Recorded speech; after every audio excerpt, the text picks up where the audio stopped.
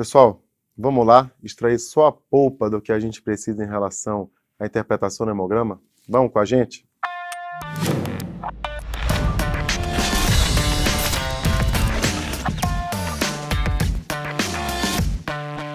Pessoal, antes de falar diretamente do hemograma, a gente tem que entender como funciona a hematopoese. A hematopoese depende diretamente da célula-tronco pluripotente, que lá atrás se divide em linhagem linfóide, onde é produzido os linfócitos, e linhagem mieloide, onde nós temos os granulócitos, os megacariócitos produzem as plaquetas e as hemácias principalmente, ok? Então, pessoal, você já deve conhecer a estrutura clássica do hemograma, onde a gente tem a identificação do paciente no topo, com a data da coleta e liberação, os métodos utilizados e as linhagens. Linhagem eritróide, composta pela hemácia, hemoglobina, hematócrito, e os índices hematimétricos, principalmente o VCM, sempre colocando as alterações morfológicas que foram observadas. Após os leucócitos, diferenciado principalmente entre neutrófilos e linfócitos, e por último, mas não menos importante, as plaquetas, ok? Vamos focar um pouquinho sobre o eritrograma, pessoal. O que ele é composto? Das hemácias, que são os eritrócitos, da hemoglobina e hematócrito, que é o que a gente tem que ficar alerta. É aqui que a gente tem que focar nossa atenção quando bater o hemograma, principalmente. A gente depende do estímulo da eritropoetina para a produção dessas células vermelhas, só que a gente sabe que os valores de referência vão variar de acordo com o quê? Com alterações fisiológicas, como, por exemplo, idade, sexo e gravidez. Mas, pessoal, nosso trabalho aqui é descomplicar. Então, vamos seguir o que a Organização Mundial de Saúde preconiza como parâmetro.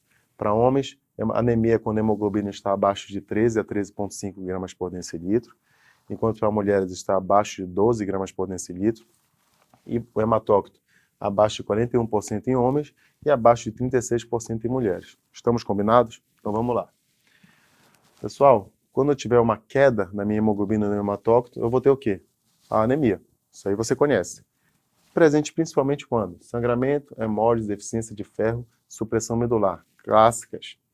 E o aumento da hemoglobina do hematócrito, que é um pouco menos frequente, mas a gente precisa conhecer, chamada policitemia, principalmente com a hemoglobina ali acima de 16,5. São principalmente relacionadas aonde? Policitemia vera, que é uma causa primária, mas menos comum, e a gente tem que lembrar sempre das causas secundárias, que estão relacionadas principalmente à queda da pressão de oxigênio.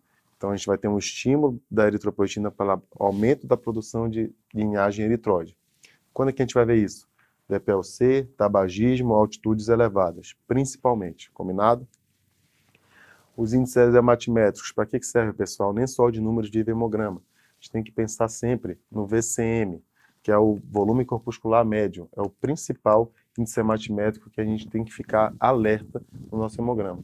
Ele vai estimar o volume médio das hemácias, já calculado a partir do hematócrito vezes 1000 sobre o número de hemácias. Mas normalmente ele já vem descrito, ok?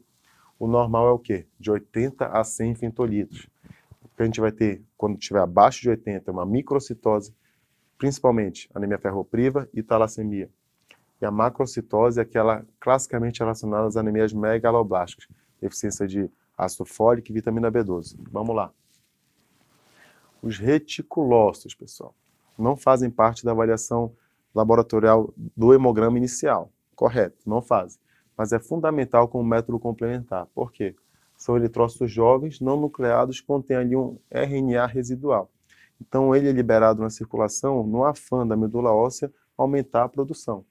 No hemograma, a gente consegue corar pelo azul de metileno e ele vem com o chamado aspecto de policromasia. Então, quando você lê lá naquela avaliação morfológica que o técnico expõe policromasia, é porque tem um aumento de reticulócitos, você pode estar diante de uma anemia hiperproliferativa. Vale a pena dosar os reticulócitos.